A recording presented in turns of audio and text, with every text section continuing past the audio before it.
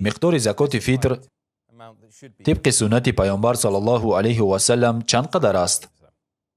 اگر درباره مقدار پرداخت زکات فیتر سخن رانیم، آن 1 صاع طعام و محصولات خوراکواری رایج و معمول در بین مردم است. طبق حدیثی که در کتاب ابن حزیمه کتاب زکات حدیث 2417 آمده است، جایی که ابن عباس الله از ایشان راضی باد روایت میکند که زکات فیتر عبارت از 1 صاع می باشد.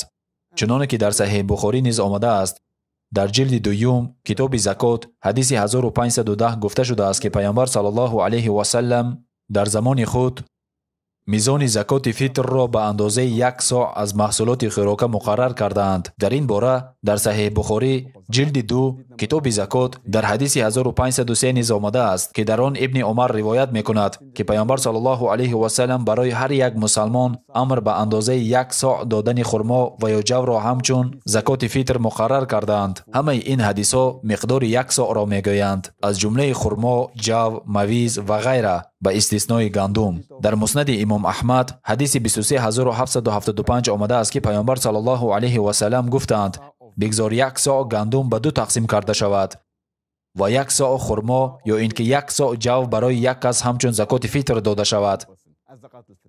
بر اساس این حدیث غذا می تواند خرما باشد یا جو، برنج، مویز، آویاس، اما در مورد گندم باشد 1 صاع آن را میان 2 نفر باید تقسیم کرد، یعنی نیمساگی برای 1 شخص. علما بر این باورند که شاید در آن روزها پیدا کردن گندم آسان نبود.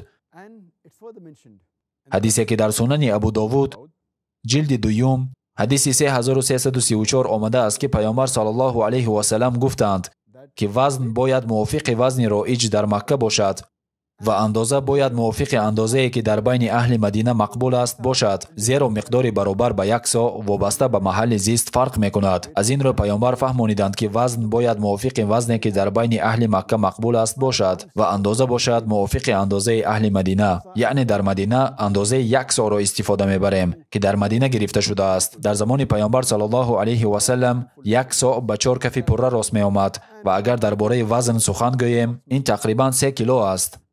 همین طریق صدقه فیتر 3 کیلو برنج، جو، آویاس، مویز، خرما و یا 1.5 کیلو گندم می باشد.